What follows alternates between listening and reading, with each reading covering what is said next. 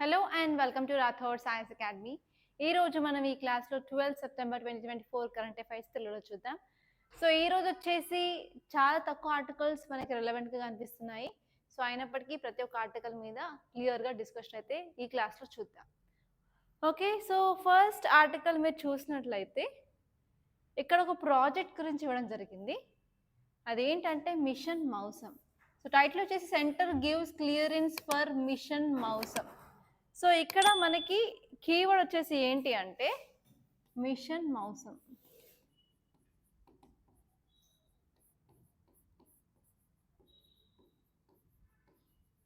So ఈ టాపిక్ని మీరు ఏ సబ్జెక్టు చదువుకుంటారు? సో ఇది గవర్నమెంట్ ప్రాజెక్ట్ కాబట్టి మనకి జిఎస్ పేపర్ 2 గవర్నెన్స్ చదువుకుంటారు. అండ్ ఇది వచ్చేసి ఏంటి అంటే మన యొక్క పక్కన అంటే నైబరింగ్ కంట్రీస్తో మంచి రిలేషన్స్ కోసం కాబట్టి మనం ఈ టాపిక్ వచ్చేసి జిఎస్ పేపర్ 2లో ఇంటర్నేషనల్ రిలేషన్స్లో కూడా చదువుకుంటాం. సో అసలు మీరు ఇక్కడ చూడాల్సిన విషయాలు ఏంటి అంటే అసలు ఈ మిషన్ మౌసం అంటే ఏంటి అండ్ దీనివల్ల మనకు వచ్చే అడ్వాంటేజెస్ ఏంటి. సో ఈ రెండింటి మీద ఫోకస్ చేస్తే మీకు మ్యాక్సిమం ప్రిలిమ్స్ క్వశ్చన్స్ కవర్ అవుతాయి. అలాగే మెయిన్స్ క్వశ్చన్లో మీరు ఇండియా అండ్ ఇట్స్ నైబర్హుడ్ సంబంధించిన క్వశ్చన్ రాస్తున్నట్లయితే కంపల్సరీ ఈ మిషన్ మౌసంని ఇంక్లూడ్ చేసుకోవడానికి ట్రై చేయాలి. సో ఇలా మీరు ఆన్సర్ రైటింగ్ స్కిల్స్ని డెవలప్ చేసుకుంటూ వెళ్ళాలన్నమాట కరెంట్ అఫైర్స్ నుంచి. సో ఒకసారి ఈ ఆర్టికల్ చూసినట్లయితే మన యూనియన్ క్యాబినెట్ అనేది ఈ మిషన్ మౌసంని అప్రూవ్ చేసింది అన్నట్టు ఈ ఆర్టికల్లో చెప్పడం జరిగింది కాబట్టి. సో సార్ ప్రాజెక్ట్ మౌసం ఏంటి అంటే మన ఇండియన్ గవర్నమెంట్ యొక్క ఇనిషియేటివ్ అనమాట. దాన్ని ఎప్పుడు తీసుకొచ్చారంటే 2014 సంవత్సరంలోనే తీసుకురావడం జరిగింది. అసలు ఎందుకు అంటే ఎస్పెషల్ కల్చరల్గాను అలాగే హిస్టారికల్గా మనకి మన నైబరింగ్ కంట్రీస్కి రిలేషన్షిప్ని ఎస్పెషల్లీ పెంచడానికి. సో ఏ కంట్రీస్ అంటే ఇండియన్ ఓషన్ రీజన్లో ఉన్న కంట్రీస్తో. ఓకే, ఎందుకంటే ఇండియన్ ఓషన్ అనేది చాలా ఇంపార్టెంట్ రోల్ ప్లే చేస్తుంది కదా. మాన్సూన్ అంటే మౌసమే కదా. సో అందుకే దీనికి ప్రాజెక్ట్ మౌసం అని పెట్టడం జరిగింది పేరు. సో ఈ ప్రాజెక్ట్ వచ్చేసి ఏంటంటే గ్రేట్ కల్చర్ అండర్స్టాండింగ్. సో ఈ ఇండియన్ ఓషన్ రీజన్లో ఉన్న డిఫరెంట్ కంట్రీస్ మధ్యలో పీపుల్కి కల్చరును అలాగే people to people exchange. So దానికోసం ఈ ప్రాజెక్ట్ అనేది తీసుకురావడం జరిగింది. సో ఇక్కడ ఈ ప్రాజెక్ట్లో మనం ఇంపార్టెంట్ డైమెన్షన్ చూసుకున్నట్లయితే 3 ఇంపార్టెంట్ డైమెన్షన్స్ ఉన్నాయి. సో ఫస్ట్ వచ్చేసి ఏంటంటే రీజనల్ కనెక్టివిటీని ఇంప్రూవ్ చేయాలనుకుంటున్నారు. సో ఒక్కసారి రీజనల్ కనెక్టివిటీ ప్రతి కంట్రీ మధ్యలో ఎస్పెషల్లీ ఇండియన్ ఓషన్ రీజన్లో ఉన్న కంట్రీస్ మధ్యలో మనం ఈ కనెక్షన్ పెంచినట్లయితే కంపల్సరీ మనం ఏన్షియంట్ టైంలో యూజ్ చేసే మ్యారిటైమ్ ట్రేడ్ రూట్స్ని కూడా రివైవ్ చేసినట్టుగా ఉంటుంది. అలాగే కల్చర్ని కూడా రివైవ్ చేసినట్లుగా ఉంటుంది. అంతేకాకుండా మన యొక్క పక్క కంట్రీస్తో మనం రిలేషన్షిప్ అనేది ఇంకా పెంచుకోవచ్చు. అండ్ అలాగే మనం రీజనల్ స్టెబిలిటీ అలాగే కోఆపరేషన్ని కూడా ఇంక్రీజ్ చేసుకోవడం జరుగుతుంది. అండ్ నెక్స్ట్ వచ్చేసి ఏంటంటే ఈ కంట్రీస్ వచ్చేసి ఇండియన్ ఓషన్ రీజన్లో ఉన్నాయి కదా. సో మ్యారిటైమ్ సెక్యూరిటీ కూడా మనం పెంచుకోవచ్చు అనమాట. ఓకే, సో మ్యారిటైమ్ ఏరియా అంటే ఎస్పెషల్లీ మ్యారిటైమ్ ఏరియాస్లో కోఆపరేషన్ పెంచవచ్చు. అలాగే ఇన్ఫర్మేషన్ షేరింగ్ చేయొచ్చు. దానివల్ల ఏంటంటే మనకి ఎలాంటి సెక్యూరిటీ కన్సర్న్స్ ఉన్నాయి, లైక్ వాటర్లో పైరసీ ఉంటుంది, స్మగ్లింగ్, టెర్రరిజం. సో అవన్నీ ఇష్యూస్ని మనం సాల్వ్ చేసుకోవడానికి చాలా యూస్ఫుల్గా ఉంటుంది. అదే కాకుండా ఈవెన్ చైనా ఇన్ఫ్లుయెన్స్ అనేది చాలా పెరిగిపోతుంది. సో ల్యాండ్ మీద అయినా సరే వాటర్లో అయినా సరే దాన్ని కౌంటర్ చేయడానికి కూడా మనకి ఈ మిషన్ అనేది చాలా చాలా యూస్ఫుల్గా ఉంటుంది అనమాట. అండ్ నెక్స్ట్ ఇంకొక టాపిక్ చూసినట్టయితే చాలా చాలా ఇంపార్టెంట్. ఆల్రెడీ ఈ టాపిక్ మీద నేను కొంత ఇంట్రొడక్షన్ అనేది మన ఇంతకుముందు ప్రీవియస్ క్లాసెస్లో ఇవ్వడం జరిగింది. సో ఒకసారి మనం టైటిల్ చూసుకున్నట్లయితే madrasas unfit for proper education NPCR tells SC. So మనకి ఇక్కడ 2 కీవర్డ్స్ అనేది అయితే ఉన్నాయి ఈ ఆర్టికల్లో. ఫస్ట్ వచ్చేసి మద్రాసాస్, సెకండ్ వచ్చి ఎన్సిపిసిఆర్. సో ఇంతకుముందు మన క్లాస్లో ఏం చదువుకున్నాము అంటే మద్రాసాస్ అంటే ఏంటంటే ఇస్లాం పిల్లల్ని పంపించే స్కూల్ అనమాట. ఆ స్కూల్లో ఫార్మల్ ఎడ్యుకేషన్ కాకుండా ఓన్లీ ఖురాన్ మాత్రమే నేర్పించడం జరుగుతుంది. సో ఆ మద్రాసాస్కి అసలు ఫండ్స్ దొరకక సో చాలా ఇబ్బందులు అయితే ఫేస్ చేస్తున్నాయి, ఎస్పెషల్లీ యూపీలో అన్నట్టు మనం ఇంతకుముందు క్లాసెస్లో చదువుకున్నాం. సో ఇప్పుడు తాజాగా ఏంటి అంటే ఎన్సిపిసిఆర్ అంటే national commission for protection of children rights. ఈ ఆర్గనైజేషన్ అనేది ఒక రిపోర్ట్ అయితే తీసుకొచ్చింది. ఆ రిపోర్ట్లో ఏం చెప్పింది అంటే అసలు ఈ మద్రాసాస్ అసలు ప్రాపర్ ఎడ్యుకేషన్ ఇవ్వట్లేదు అని ఈ రిపోర్ట్ సుప్రీంకోర్టుకి ఇవ్వడం జరిగిందనమాట. ఓకే, సో ఈ టాపిక్ని మనం ఎక్కడ చదువుకుంటాము? సో ఒక సైడ్ చూసుకుంటే మద్రాసాస్, ఇంకో సైడ్ చూసుకుంటే ఎన్సిపిసిఆర్. సో మద్రాసాస్ ఇస్లాంకి సంబంధించింది, ఇస్లాం చిల్డ్రన్కి కదా. సో ఈ టాపిక్ని వచ్చేసి మనం జిఎస్ పేపర్ 2లో పాలిటీలో చదువుకుంటాం. ఎందుకంటే ఈ మద్రాసాస్లో పిల్లల్ని ఎందుకు జాయిన్ చేస్తారు పేరెంట్స్ అంటే అట్లీస్ట్ వాళ్ళకి కొంచెం ఎడ్యుకేషన్ వస్తుంది అని. సో మనకి రైట్ టు ఎడ్యుకేషన్ ఫండమెంటల్ రైటే కదా. సో అక్కడ మనం ఈ ఆర్టికల్ని చదువుకుంటాము. అండ్ నెక్స్ట్ వచ్చేసి ఏంటి అంటే preservation of religion and culture, అది కూడా మన ఫండమెంటల్ రైటే కదా. సో అక్కడ చదువుకోవడం జరుగుతుంది. అండ్ అలాగే మనకి సొసైటీ అండ్ సోషల్ ఇష్యూస్లో కూడా మనము కల్చర్ని ప్రొటెక్ట్ చేసుకోవాలి, మన బేసిక్ కల్చర్ అంటాం కదా. సో అక్కడ కూడా మనం దీన్ని చదువుకునే ఛాన్సెస్ చాలా ఉంటాయి సొసైటీలో. అండ్ ఇక్కడ వచ్చేసరికి మనం మళ్ళీ ఎన్సిపిసిఆర్ అనేది జిఎస్ పేపర్ 2లో మనకి constitutional bodies, non constitutional bodies ఉంటాయి కదా. సో అక్కడ మనం చదువుకోవడం జరుగుతుంది. సో ఇక్కడ మీరు చూడాల్సిన డైమెన్షన్స్ ఏంటి అంటే ఫస్ట్ వచ్చేసి ఈ రిపోర్ట్ హైలైట్స్. ఓకే, ఫస్ట్ వచ్చేసి ఈ రిపోర్ట్ అసలు ఏం చెప్తుందో ఈ హైలైట్స్ చూసుకోవాలి. అండ్ సెకండ్ ఇంపార్టెంట్ థింగ్ వచ్చేసి అసలు ఎన్సిపిసిఆర్ అంటే ఏంటి, దీనికి సంబంధించిన కొన్ని ఫ్యాక్ట్స్ చూసుకోవాలి. అండ్ దీని తర్వాత అసలు ఇది చేసే మిషన్ ఏంటి, అసలు దీని మిషన్, మ్యాండేట్, లేకపోతే మనం సింపుల్గా రోల్స్ అండ్ రెస్పాన్సిబిలిటీస్ చూసుకోవాలి. అండ్ నెక్స్ట్ వచ్చేసి ఈ మద్రాసాస్ వల్ల ఎడ్యుకేషన్ ఎలా ఇంపాక్ట్ అవుతుంది ఇస్లామ్స్లో. Okay, what is the impact on education. So 5 డైమెన్షన్లు కవర్ చేసుకుంటే మీది వర్క్ అయిపోతుంది అనమాట. సో ఒక్కసారి మనం ఈ ఆర్టికల్ క్లియర్గా చూసినట్లయితే ఎన్సిపిసిఆర్ అనేది ఒక రిపోర్ట్ తీసుకొచ్చి సుప్రీంకోర్టుకి సమర్పించడం జరిగింది. అందులో ఏంటి అంటే అసలు మద్రాసాస్ సూటబులే కాదు మనకి ఎడ్యుకేషన్ ప్రొవైడ్ చేయడానికి. ఎందుకు అంటే అసలు ప్రాపర్గా వాళ్ళకు కరికులం అనేది ఫాలో అవ్వట్లేదు, వాళ్ళు అందులో చెప్పే టీచర్స్కి ప్రాపర్ క్వాలిఫికేషన్ లేదు, అండ్ ఈ మద్రాసాస్కి ఇంతకుముందు చెప్పినట్టు ఫండింగ్ ప్రాబ్లం అనేది ఉంది. ఈ మూడిటి వల్ల అసలు ఇవి అన్సూటబుల్ అని చెప్పడానికి వీలుగా ఉంది అని చెప్పి ఇక్కడ రిపోర్ట్ అయితే ఇవ్వడం జరిగింది అనమాట. యాక్చువల్లీ ఈ మద్రాసాస్ని ఆర్గ్యూ చేస్తున్నారు ఏంటంటే మేము ఈవెన్ ఎన్సీఆర్టీ బుక్స్ని కూడా ఇంక్లూడ్ చేస్తున్నాము అని, అయినప్పటికీ కూడా అసలు వాళ్ళు ఎలాంటి క్వాలిటీ ఎడ్యుకేషన్ అనేది వాళ్ళు ప్రొవైడ్ చేయట్లేదు అనమాట. సో అసలు ఎస్పెషల్లీ హాలిస్టిక్ చైల్డ్ డెవలప్మెంట్లో వాళ్ళు ఎలాంటి కాంట్రిబ్యూషన్ అనేది ఇవ్వట్లేదు అని చెప్పి చెప్పడం జరిగింది. అదే కాకుండా ఈ కమిషన్ ఫైన్ చేసింది కూడా ఒకటి ఏంటి అంటే ఈ మద్రాసాస్ అనేది ఇస్లాం వాళ్ళకి అయినప్పటికీ కూడా వేరే రిలీజియన్ చిల్డ్రన్స్ని కూడా వాళ్ళు జాయిన్ చేసుకోవడం జరుగుతుంది, దానివల్ల వాళ్ళ యొక్క కాన్స్టిట్యూషనల్ రైట్స్ అనేది వయోలేట్ అవుతుంది అని చెప్పడం జరిగింది అనమాట. ఇది సమ్మరీ ఆర్టికల్ది. సో ఇప్పుడు మీరు ఒక్కొక్క పాయింట్ క్లియర్గా చూసినట్లయితే ఈ ఆర్టికల్ ఏం చెప్తుంది అంటే ఎడ్యుకేషన్లో ప్రాపర్గా క్వాలిటీ లేదు. సో క్వాలిటీ ఆఫ్ ఎడ్యుకేషన్లో ఒక ప్రాబ్లం అయితే ఉంది ఈ మద్రాసాస్లో అని చెప్పి ఎన్సిపిసిఆర్ చెప్తుంది అనమాట. అండ్ నెక్స్ట్ వచ్చేసి ఏంటంటే వాళ్ళు అసలు అకాడమిక్గా ప్రాపర్గా లెర్న్ చేయట్లేదు, వాళ్ళకి అసలు ఎడ్యుకేషన్ స్టాండర్డ్సే సరిగా లేవు. అండ్ నెక్స్ట్ వచ్చేసి టీచర్ క్వాలిఫికేషన్ చూసుకున్నట్లయితే వాళ్ళు ఇప్పటికీ కూడా ట్రెడిషనల్ మెథడ్సే ఫాలో అవుతున్నారు. సో వాళ్ళు అసలు ట్రైన్డ్ ఎడ్యుకేటర్స్ని తీసుకోవట్లేదు. అండ్ ఎస్పెషలీ వాళ్ళకు వెల్ రౌండ్ ఎడ్యుకేషన్ కూడా వాళ్ళు ప్రొవైడ్ చేయట్లేదు. అంటే ఏంటంటే ప్రాపర్గా క్రిటికల్ థింకింగ్ స్కిల్స్ ఉండట్లేవు, చిల్డ్రన్లో అకాడమిక్ స్కిల్స్ ఉండట్లేవు. సో ఇవన్నీ ఇంప్రాపర్గా ఉన్నప్పుడు పిల్లల జీవితాలు వేస్ట్ అయిపోతాయి కదా. సో అలా అని ఎన్సిపిసిఆర్ చెప్పడం జరిగింది. అదే కాకుండా వాళ్ళు ఏదైతే కరికులం వాడుతున్నారో అది జస్ట్ సూపర్ఫిషియల్ కరికులంగానే ఉంటుంది, పైన చేంజెస్ ఉన్నాయి, కానీ ఎండర్గా అసలు వాళ్ళు ఎలాంటి స్ట్రక్చరల్ చేంజెస్ అనేది తీసుకురాలేదన్నమాట ఎన్నిసార్లు వాళ్ళు ఇష్యూ అనేది వచ్చినప్పటికీ కూడా. అండ్ నెక్స్ట్ వచ్చేసి ఏంటంటే అలాంటి ఎన్వైర్న్మెంట్లో చిల్డ్రన్ లెర్నింగ్ చేస్తారా? సో మనము ప్రైవేట్ స్కూల్కి నార్మల్గా పంపిస్తే పొద్దున్న సాయంత్రం వరకు కూర్చోబెట్టి రుద్ది చదివిపించి కొట్టి చేస్తేనే కొంతమంది స్టూడెంట్స్లో అవుట్పుట్ జీరో వస్తుంది. సో అయితే ఇప్పుడు ఇలాంటి మద్రాసాస్లో మనం ప్రాపర్గా లెర్నింగ్ ఎన్వైర్న్మెంట్ ఉంటుందంటారా? అసలు ఉండదన్నమాట. So there is absence of extra curricular activities సరిగా ఉండవు, అండ్ ఈవెన్ చైల్డ్ డెవలప్మెంట్లో వాళ్ళు ఎలాంటి ఫోకస్ చేయరు, అలాగే సోషల్ స్కిల్స్ ఏముండదు, ఎక్స్పెరిమెంటల్ లెర్నింగ్ ఏముండదు, కాబట్టి అసలు కాంప్రహెన్సివ్ గ్రోత్లో అసలు అది తోడ్పడట్లేదు అని చెప్తున్నారు. అండ్ నెక్స్ట్ వచ్చేసి ఈవెన్ వాళ్ళు నాన్ ముస్లిం స్టూడెంట్స్ని కూడా ఇంక్లూడ్ చేసుకోవడం వల్ల ఏంటి అంటే వాళ్ళ రిలీజియస్ ఎడ్యుకేషన్ రైట్స్ని కూడా వయోలేట్ చేసినట్టుగా ఉంటుంది.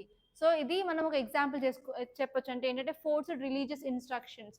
అసలు ఈ ఫోర్స్డ్ రిలీజియస్ ఇన్స్ట్రక్షన్ అనేది కాన్స్టిట్యూషన్ ప్రొవిజన్కి అగెయిన్స్ట్గా ఉంది కాబట్టి ఇది కాన్స్టిట్యూషన్ రైట్స్ని కూడా వయోలేట్ చేస్తుంది అని చెప్పొచ్చు.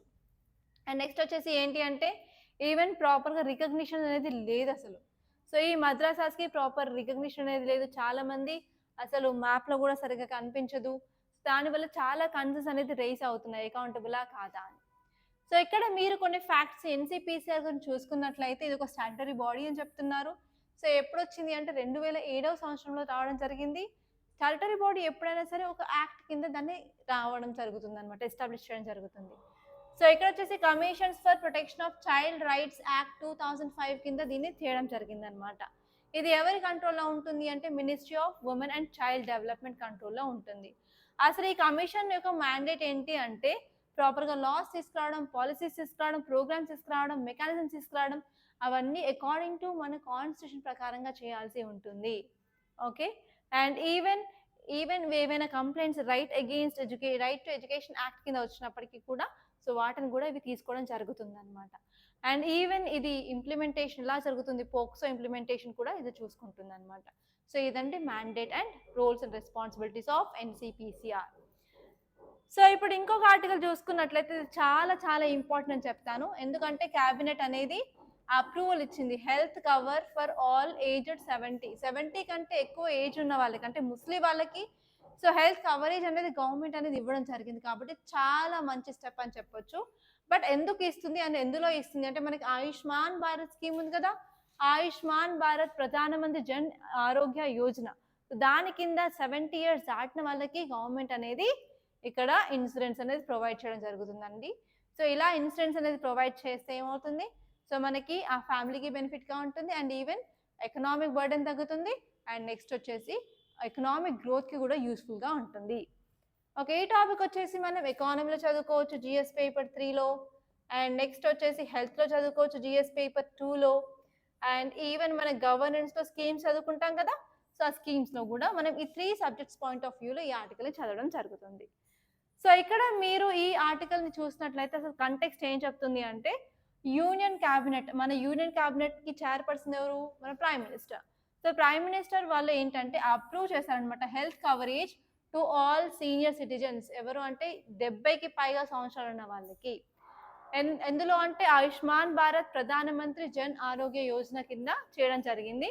సో ఈ స్టెప్ వల్ల ఏంటంటే 4.5 కోట్ల ఫ్యామిలీస్కి హెల్ప్ అవుతుంది.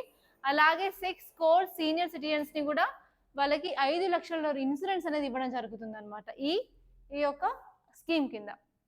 సో దానివల్ల మనం ఏం నేర్చుకోవాలి, సో అందరికీ హెల్త్ కేర్ యాక్సెసిబిలిటీ అనేది ఉంటుంది. సో ఇన్ని రోజులు ముస్లిం వాళ్ళే కదా, ఎందుకు హాస్పిటల్ తీసుకెళ్ళడం, వీళ్ళకి అవసరం లేదు కదా అని చెప్పి ఇంట్లోనే ఉంచుతారు, అసలు ప్రాపర్గా హెల్త్ కేర్ అనేది ఇవ్వరు. సో ఇప్పుడు ఇన్సూరెన్స్ వస్తుంది కాబట్టి ఓకే ఫ్రీనే కదా అని చెప్పి అందరిని తీసుకెళ్ళడం జరుగుతుంది. కాబట్టి సో మనం ఇంకా లైఫ్ ఎక్స్పెక్టెన్సీని ఇంక్రీజ్ చేయొచ్చు, అలాగే మనం equitable access to the health అనేది చేయొచ్చు అనమాట. ఎందుకంటే ఎల్డర్లీ పీపుల్లో చాలా వరకు ప్రతి ఒక్కరికి ఏదో ఒక డిసీజ్ అయితే ఉంటుంది, మతిమరుపు లేకపోతే అల్జీమరు లేకపోతే బీపీ, షుగర్, థైరాయిడ్, సో అలాంటి ప్రాబ్లమ్స్ ఎక్కువగా ఉంటాయి ఎల్డర్లీ పీపుల్లో. సో అందుకని వీళ్ళకి ఎక్కువ హెల్త్ కేర్ అవసరం అనమాట కంపేర్ టు మనతో కంపేర్ చేస్తే. అండ్ నెక్స్ట్ వచ్చేసి ఏంటి అంటే ఈ ప్రోగ్రాంలో వాళ్ళు డిస్ట్రిక్ట్ వైజ్గా ఐడెంటిఫై చేసుకుంటూ వెళ్తున్నారు అనమాట ఫ్యామిలీస్ని, ఎవరెవరు బెనిఫిషరీస్, ఎవరికి ఈ స్కీమ్ యూజ్ అవుతుంది అని. దానివల్ల ఏంటంటే మనం బ్యూరోక్రటిక్ హర్డిల్స్ కూడా తగ్గించడానికి చాలా యూస్ఫుల్గా ఉంటుంది.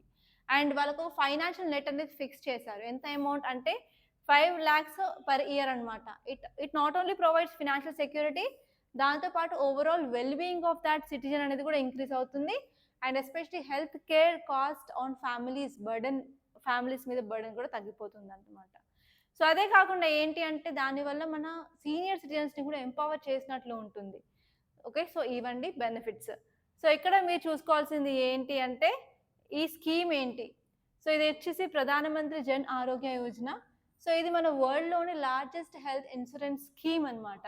సో ఇది ఎప్పుడు లాంచ్ చేసాము అంటే 2018వ సంవత్సరంలో లాంచ్ చేయడం జరిగింది. అండ్ ఈ స్కీమ్లో రూపాయలు 5 లక్షల వరకు ఇవ్వచ్చు అనమాట ఒక ఫ్యామిలీకి టెరిషరీ కేర్ కోసం. అండ్ ఎస్పెషలీ ఇందులో ఏమేమి బెనిఫిట్స్ ఉంటాయంటే సర్జరీ చేయించుకోవచ్చు, మీరు ఎనీ మెడికల్ హెల్ప్ చేయించుకోవచ్చు, లేకపోతే డే కేర్ ట్రీట్మెంట్స్ చేయించుకోవచ్చు, మెడిసిన్స్, డయాగ్నోస్టిక్స్ అన్నీ ఇంక్లూడ్ ఉంటాయి అనమాట. అన్నిటికీ వాళ్ళు డబ్బులు అనేది పే చేస్తారు.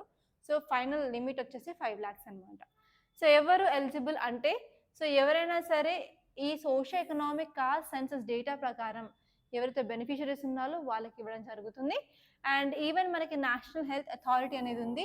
సో ఈ నేషనల్ హెల్త్ అథారిటీ అనేది కూడా మనకు ఫ్లెక్సిబిలిటీ అనేది ప్రొవైడ్ చేయడం జరుగుతుంది అనమాట స్టేట్స్కి అండ్ యూనియన్ టెరిటరీస్కి. అండ్ ఇప్పుడు ఫండింగ్ వచ్చేసరికి ఇది సెంట్రల్ స్పాన్సర్డ్ స్కీమ్, అంటే central government and state government ఇద్దరు కలిసి ఫండ్స్ అనేది షేర్ చేసుకోవాల్సి ఉంటుంది. అండ్ ఈ ఫండ్ షేరింగ్ వచ్చి 60:40 అనమాట ప్రతి ఒక్క స్టేట్లో. యూటీలో మాత్రం 90:10%. అండ్ ఎస్పెషలీ మనకి కొన్ని ఏరియాస్లో యూటీస్ వితౌట్ లెజిస్లేటర్లో 100% ఆఫ్ ఫండింగ్ అనేది సెంట్రల్ గవర్నమెంట్ నుంచే వస్తుంది. సో ఇక్కడ ఇంకొక ఆర్టికల్ చూసుకున్నట్లయితే మనకి రీసెంట్గా సెబీ అనేది న్యూస్లో ఉంది కదా, సెబీ హెడ్ చైర్మన్ అనేది కొంచెం ఇల్లీగల్ ప్రాక్టీసెస్ చేశారు అని చెప్పి ఉంది. కాబట్టి ఇప్పుడు పబ్లిక్ అకౌంట్స్ కమిటీ అనేది రంగంలోకి దిగింది. Okay, so public accounts committee ఏం చేసింది అంటే ఇప్పుడు సుమోటోగా ఒక 5 ఇంపార్టెంట్ కేసెస్ని తీసుకుంది. అందులో ఒక ప్రధానమైనది ఏంటి అంటే ఇలా గవర్నమెంట్ ఫామ్ చేసిన ఆర్గనైజేషన్స్లో ఇలా ఏమైనా అలిగేషన్స్ వచ్చాయి, అలిగేషన్స్ వచ్చిన వాటిని కూడా తీసుకోవడం జరిగిందనమాట. సో అందుకే మీరు కంపల్సరీ పబ్లిక్ అకౌంట్స్ కమిటీ గురించి తెలుసుకోవాలి. దీని మీద ప్రిలిమ్స్ క్వశ్చన్ వచ్చే ఛాన్సెస్ ఎక్కువగా ఉంటాయి. ఓకే, ఈ ఆర్టికల్ వచ్చేసి మీరు పాలిటీలో చదువుకుంటారు. సో ఈ ఆర్టికల్ ఏం చెప్తుంది అంటే ఇప్పుడు ఈ పిఎస్సి ప్యానెల్ అనేది 5 సబ్జెక్ట్స్ని సుమోటోగా తీసుకుంది. అంటే ఎలాంటి కంప్లైంట్ లేకుండా తనంతకు తాను స్వతహా తీసుకుంది అనమాట. ఆ 5 కేసెస్ ఏంటి అంటే 5 సబ్జెక్ట్స్ వచ్చేసి ఫస్ట్ మన బ్యాంకింగ్లో ఉన్న రిఫార్మ్స్, ఇన్సూరెన్స్ సెక్టార్లో ఉన్న రిఫార్మ్స్, నెక్స్ట్ వచ్చేసి centrally sponsored welfare schemes, and third వచ్చేసి పాలసీ మెజర్స్, అండ్ నెక్స్ట్ వచ్చేసి regulatory bodies establishment by acts of parliament, అదే కాకుండా fees, tariff, user charges, public infrastructure ఇవన్నీ. సో యాక్చువల్లీ మనం ఫోకస్ చేయాల్సింది ఏంటి అంటే ఈ సెబీ బాడీ అనే securities exchange board of India అనేది ఒక రెగ్యులేటరీ బాడీ. ఈ బాడీ ఎలా ఫామ్ అయింది అంటే మన యాక్ట్స్ ఆఫ్ పార్లమెంట్ ద్వారా ఫామ్ అయింది అనమాట. సో రీసెంట్గా చాలా వరకు అలిగేషన్స్ వచ్చాయి సెబీ మీద, అందుకని ఇలా సుమోటోగా కేసు తీసుకోవడం జరిగింది. సో ఒకసారి ఇన్వెస్టిగేషన్ అయిన తర్వాత మనకు రిపోర్ట్స్ వస్తాయి కదా, అప్పుడు మనం క్లియర్గా దీన్ని చూడొచ్చు. సో ఇప్పటి వరకు అయితే మీరు ఖాళీ ఈ పిఏసి అంటే ఏంటో తెలుసుకుంటే సరిపోతుంది. సో ఈ కమిటీ ఎప్పుడు వచ్చింది ఫస్ట్ టైం అంటే 1921. ఈవెన్ మనకి ఇండిపెండెన్స్ రాకంటే ముందు కూడా మన ఇండియాలో ఇది ఆపరేషన్గానే ఉంది. సో ఇది ఎలా ఫామ్ చేశారు అంటే government of India act of 1990 ద్వారా ఫామ్ చేయబడింది అనమాట. సో ఇందులో 22 మంది ఉంటారు. అండ్ 15 మంది వచ్చి లోక్సభ నుంచి, 7 మంది వచ్చేసి రాజ్యసభ నుంచి. సో ఈ మెంబర్స్ అనేది డైరెక్ట్గా పార్లమెంట్ నుంచి ఎలక్ట్ అవుతారనమాట ప్రతి సంవత్సరము. అండ్ నెక్స్ట్ వచ్చేసరికి ఈ ఫంక్షన్ అసలు ఈ కమిటీ ఫంక్షన్ ఏంటి అంటే ఆడిట్ రిపోర్ట్స్ ఎవ్రీ ఇయర్ ఉంటుంది. ఇప్పుడు ఈసారి ఫామ్ అయింది రీసెంట్గా. సో ఇక్కడ మనము ఈ కమిటీ యొక్క ఫంక్షన్ ఏంటి అంటే ఏదైనా సరే ఆడిట్ రిపోర్ట్స్ ఉంటాయి కదా, ఆడిట్ రిపోర్ట్స్ అన్నిటిని ఇది ఫైనలైజ్ చేస్తుంది అనమాట. సో ఇక్కడ ఏ రిపోర్ట్స్ని చూస్తుంది అంటే అప్రోప్రియేషన్ అకౌంట్స్ని, ఫినాన్స్ అకౌంట్స్ని, పబ్లిక్ అండర్టేకింగ్ అకౌంట్స్ని, సో ఇవన్నీ చూడడం జరుగుతుంది అన్నమాట. Okay, CAG controller auditor general of India. So అది friend and philosopher of PAG. So ఈ కమిటీకి ఫ్రెండ్, గైడ్ అన్ని కలిపి సిఏజీ రిపోర్ట్స్ని ఇది మళ్ళీ ఎగ్జామిన్ చేస్తుంది అనమాట. ఓకే, సో నెక్స్ట్ ఆర్టికల్ వచ్చేసి India sickle cell challenge. So ఇంతవరకు మనకు టీబీ ఒకటే మనకి ఎలిమినేషన్ ఛాలెంజ్ అని అనుకున్నాం కదా. సో ఏంటంటే ఈవెన్ సికిల్ సెల్ అనీమియాని ఎలిమినేట్ చేయడం కూడా ఇండియా ఒక టార్గెట్ అనమాట. సో ఎప్పుడు అంటే 2047లో మనం దీన్ని ఎలిమినేట్ చేయాలి అని ఇండియాకి ఒక టార్గెట్. అసలు సికిల్ సెల్ అంటే ఏంటి అంటే నార్మల్గా మనకి బ్లడ్లో WBC ఉంటుంది, RBC ఉంటుంది, ప్లేట్లెట్స్ ఉంటాయి. సో ఈ డిసీజ్ వచ్చేసి ఏంటంటే RBCకి సంబంధించింది, రెడ్ బ్లడ్ సెల్స్. నార్మల్గా మనకు బ్లడ్ సెల్స్ అనేవి ఇలా డిస్క్ షేప్లో ఉంటాయి, ఇలా న్యూక్లియస్. ఓకే, ఇలా ఈ షేప్లో ఉండడం జరుగుతుంది. సో ఈ షేప్లో ఉన్న RBC కాస్త ఈ డిసీజ్ వస్తే మనకి ఈ షేప్లో అయిపోతాయి అనమాట, సిక్కిల్ షేప్, కొడవలి షేప్లో అయిపోతాయి అనమాట. సో అవ్వడం వల్ల ఇప్పుడు మనకి బ్లడ్ వెజల్స్లో ఇలా ఈ షేప్లో ఉంటే ఈజీగా వెళ్తూ ఉంటాయి. కానీ ఈ షేప్లో ఉండడం వల్ల ఏమవుతుంది, ఇలా మూవ్ అవుతున్నప్పుడు ఏంటంటే పైన ఉన్న బ్లడ్ వెజల్ వాల్ని రప్చర్ చేస్తూ వెళ్తాయి అన్నమాట. సో అండ్ ఈవెన్ ఇక్కడ నార్మల్గా ఉన్న బ్లడ్ సెల్కి లైఫ్ స్పాన్ వచ్చేసి 120 days ఉంటుంది, కానీ దీనికి అంత ఉండదు. అండ్ ఈవెన్ ఇక్కడ ఉన్న RBC అనేది ఎక్కువ ఆక్సిజన్ క్యారింగ్ కెపాసిటీ ఉంటుంది, బట్ వీటికి చాలా తక్కువ ఆక్సిజన్ క్యారింగ్ కెపాసిటీ ఉంటుంది అనమాట. సో అందుకని సికిల్ సెల్ అనీమియాని మనం తొందరగా దీన్ని అరికట్టాలి, ఎలిమినేట్ చేయాలి అని అనుకుంటున్నాము. సో ఒక్కసారి ఈ ఆర్టికల్ చూసినట్లయితే ఇండియా అనేది చాలా చాలా పెద్ద ఛాలెంజ్ అనేది ఫేస్ చేస్తుంది అనమాట సికిల్ సెల్ అనీమియా వల్ల. Especially millions of people, especially tribal people చాలా ఎక్కువగా ఉంటుంది సికిల్ సెల్ అనీమియా అనేది. కానీ ఇండియా టార్గెట్ వచ్చేసి ఎలాగైనా సరే 2047లో మనం దీన్ని ఎండ్ చేయాలి, ఎలిమినేట్ చేయాలి అనుకుంటున్నారు. బట్ ఏంటంటే problem only sickle cell anaemia disease వచ్చిన దాంట్లో 18% మందికి మాత్రమే ట్రీట్మెంట్ అనేది ఉంది. చాలా మందికి భయం, స్టిగ్మా అనేది ఉంటుంది. అండ్ నెక్స్ట్ వచ్చేసి వాళ్ళకి అసలు ట్రస్ట్ ఉండదు గవర్నమెంట్ మీద, అలాగే హెల్త్ కేర్ సిస్టమ్ మీద, మెడిసిన్స్ మీద. సో వాటి వల్ల ఏంటి అంటే చాలా తక్కువ మందికి ఇన్ఫ్యాక్ట్ ట్రీట్మెంట్ అనేది ఉంటుంది. సో ట్రీట్మెంట్ లేదు అంటే మనం దాన్ని క్యూర్ చేస్తామా? క్యూర్ చేయలేము. ఇది ఇంకొక ప్రాబ్లం. అండ్ నెక్స్ట్ వచ్చేసి ఏంటి అంటే మనం ఇప్పుడు ఏం చేయాలి అంటే అవేర్నెస్ ఇంప్రూవ్ చేయాలి, మనం చిన్నపిల్లలు పుట్టిన వాళ్ళకి స్క్రీనింగ్ చేయాలి. అండ్ నెక్స్ట్ వచ్చేసి మెడిసిన్స్ అసలు ఆ ఏరియాలో ఉన్నాయో లేవో చూసుకోవాలి, యాక్సెసిబిలిటీ ఇంక్రీజ్ చేయాలన్నమాట. సో ఒకసారి మీరు కీ పాయింట్స్ చూసినట్లయితే ఈ ఆర్టికల్ ఏం చెప్తుంది అంటే సికిల్ సెల్ అనీమియాని మనం ఎలిమినేట్ చేయాలి, ఎందుకంటే ఇది ఒక క్రిటికల్ పబ్లిక్ హెల్త్ ఇష్యూగా మారింది. సో ఇమీడియట్గా మనం యాక్షన్ తీసుకొని మనం ట్రీట్మెంట్ స్టార్ట్ చేసేసి ఎక్కువ ట్రీట్మెంట్ ఆప్షన్స్ తీసుకురావాలి, ఎస్పెషల్లీ పీపుల్ ఎడ్యుకేషన్ తీసుకురావాలి, అవేర్నెస్ తీసుకురావాలి అని చెప్తుంది. అండ్ నెక్స్ట్ వచ్చేసి ఏంటంటే ఏదైతే సరే సోషల్ స్టిగ్మా, సో అందరికి తెలిస్తే నా పరువు పోతుంది, ఓకే, తెలిస్తే వాళ్ళు ఏమనుకుంటారో నా గురించి, నెగిటివ్గా అనుకుంటారా, పాజిటివ్గా అనుకుంటారా. సో అలాంటి సోషల్ స్టిగ్మా అనేది మనం తీసేయాలి. సోషల్ స్టిగ్మా తీసేస్తే ఏంటంటే వాళ్ళే ముందుకు వచ్చేసి డయాగ్నోసిస్ చేస్తారు అండ్ ట్రీట్మెంట్లో భాగంగా ఉంటారు. సో ఇది చాలా చాలా ఇంపార్టెంట్. ఈ స్టిగ్మా తీసేయాలంటే ఫస్ట్ ఏంటంటే అవేర్నెస్ అనేది తీసుకురావాలన్నమాట పీపుల్లో. అండ్ నెక్స్ట్ వచ్చేసి ఏంటి అంటే హెల్త్ కేర్లో కూడా ట్రస్ట్ అనేది పెంచాలి, ఎస్పెషల్లీ ట్రైబల్ ఏరియాస్లో పీపుల్ నా ఊరికే డాక్టర్ని అస్సలు నమ్మరు, మాకు ఆల్రెడీ నాటు వైద్యం తెలుసు, మేము చేసుకుంటాము. సో అలా చాలా వరకు నెగటివ్స్ వస్తాయి. సో ఏంటి అంటే మనం ఎస్పెషల్లీ ట్రైబల్ ఏరియాస్లో ఉన్న వాళ్ళకి ప్రాపర్గా హెల్త్ కేర్ సర్వీసెస్ మీద ఉన్న మిస్ట్రస్ట్ని తగ్గించడానికి ట్రై చేయాలి. కమ్యూనిటీ ఎంగేజ్మెంట్ని మనం పెంచాలన్నమాట. సో నెక్స్ట్ వచ్చేసి ఏంటంటే ట్రీట్మెంట్ మధ్యలో ఆగిపోకుండా దాన్ని కంటిన్యూ చేస్తూ ఉంటేనే మనకి డిసీజ్ అనేది తగ్గుతుంది, లేకపోతే తగ్గదు అని వాళ్ళకి క్లియర్ కట్గా ఎక్స్ప్లెయిన్ చేయాలన్నమాట, ట్రీట్మెంట్ని మధ్యలో ఆపొద్దు అని. అండ్ నెక్స్ట్ వచ్చేసి ఏంటంటే చాలా మందికి అసలు హెల్త్ కేర్ సర్వీస్ అనేవి అసలు దగ్గరలో లేవు, ఎస్పెషల్లీ ట్రైబల్ ఏరియాస్లో మనకి పిహెచ్సిస్ ఉంటాయా? ఉండవు. సో దాన్ని కూడా మనం ఇంప్రూవ్ చేయాలన్నమాట. అండ్ నెక్స్ట్ వచ్చేసి ఏంటంటే మన టెక్నాలజీని కూడా ఇంప్రూవ్ చేయాల్సిన అవసరం ఎంతగానో ఉంది. సో ఈ పాయింట్స్ మీరు చూసుకుంటే సరిపోతుంది. అండ్ నెక్స్ట్ వచ్చేసి cabinet approves 10,900 crore scheme for ఈ మొబిలిటీ పుష్. సో ఈ స్కీమ్ వచ్చేసి ఏంటి అంటే పిఎంఈ డ్రైవ్ స్కీమ్ గురించి చెప్తుంది అనమాట. సో పిఎంఈ డ్రైవ్ స్కీమ్ అనేది ఎస్పెషల్లీ ఎలక్ట్రిక్ వెహికల్స్ బయర్స్కి వాళ్ళకి హెల్ప్ఫుల్గా ఉంటుంది. సో ఈ క్లాస్ అయిన తర్వాత ఒకసారి దాన్ని చూసుకోండి. అండ్ ఈరోజు మెయిన్స్ క్వశ్చన్ కూడా ఈ పిఎంఈ డ్రైవ్ మీదనే ఇస్తాను నేను. అండ్ నెక్స్ట్ క్వశ్చన్ వచ్చేసి మన ఇండియాలో EV market to soar to $120 billion by 2030. సో ఇప్పుడు ఏంటి అంటే ఇప్పుడు ఎస్పెషల్లీ 2024లో మనకి $34.8 billion ఉన్న EV market, electric vehicles market అనేది 2030 నాటికి ఇంకొక 6 yearsలో ఇది $120 billion అనేది పెరుగుతుంది. కాబట్టి మనకు చాలా స్కోప్ ఉంది అని చెప్తుంది అనమాట. సో ఇలా మనకి డిమాండ్ అనేది పెరిగితే మనకు ఆటోమేటిక్గా మనం ఎంప్లాయ్మెంట్ క్రియేట్ చేయొచ్చు, అలాగే డెఫిసిట్ని తగ్గించవచ్చు, అలాగే మనం ఎకనామిక్ కూడా కాంట్రిబ్యూట్ చేసుకోవడానికి చాలా యూస్ఫుల్గా ఉంటుంది. సో ఇవండి ఈరోజు ఇంపార్టెంట్ ఆర్టికల్స్ మన న్యూస్ పేపర్లో ఉన్నాయి. సో కంపల్సరీ ఒకసారి నోట్స్ అయితే చేసుకోండి. అండ్ నేను ఎవ్రీడే క్వశ్చన్ ఇస్తున్నాను కదా, ఆ క్వశ్చన్కి కూడా ఆన్సర్ ఇవ్వడానికి ట్రై చేయండి. అండ్ పీడిఎఫ్ కావాలి అంటే టెలిగ్రామ్ ఛానల్ని కంపల్సరీ జాయిన్ అవ్వండి. Thank you guys for watching, and please do like this class and share this class to your friend. And తప్పకుండా Usha ma'am Rathod science academy ఛానల్ని సబ్స్క్రైబ్ అయితే చేసుకోండి. Thank you.